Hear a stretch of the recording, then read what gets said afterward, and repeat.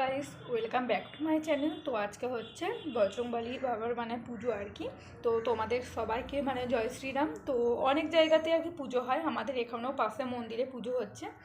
আবার মানে আরও 2-3 জায়গায় পুজো হবে। বাড়ির সামনে অনেক পতাকা মানে দেওয়া হয়েছে। তারপর মানে অনেক কিছুই আর কি, মানে এখানে অনেকটাই মানে ধুম হয় আর কি বজরংবলী ঠাকুরের পুজোর জন্য। তো আমাদের ওই বাড়িতে সকালে আজকে অনেক সকালে উঠে গেছি, দিয়ে ওই বাড়িতে আমাদের পুজো ছিল।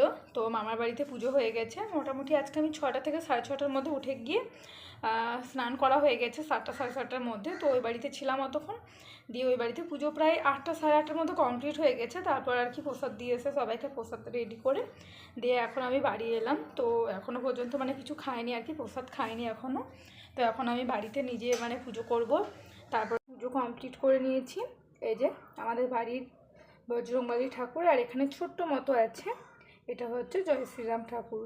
তো যাই হোক, এই যে আমি নিজে নিজেই পুজোটা করেছি, ঠাকুর দেখে পুজো করিনি। ওই বাড়িতে ঠাকুর মশাইকে নিয়ে এসে পুজো করানো হয়েছে যজ্ঞ করে, কিন্তু এই বাড়িতে ছোট্ট করে মানে এমনি বাড়িতে নিত্য পুজো যেমন হয় আর কি সেরকমভাবে এই যে পুজো করে নিয়েছি।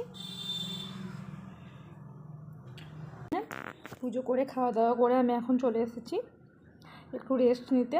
একটু আগে আমাদের এখান থেকে মানে র্যালি বেরোলো আর কি।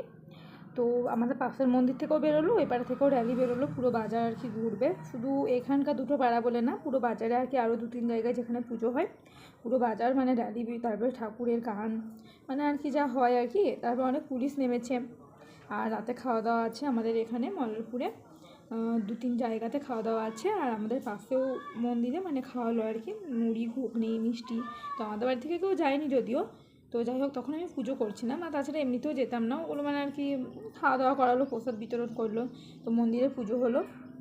এখন একটু বক্সটা অফ করেছে, নইলে এত সাউন্ড মানে পাশে আর কি, তারপরে রাস্তার ধারে প্রচণ্ড পরিমাণে মানে সাউন্ড হচ্ছিলো।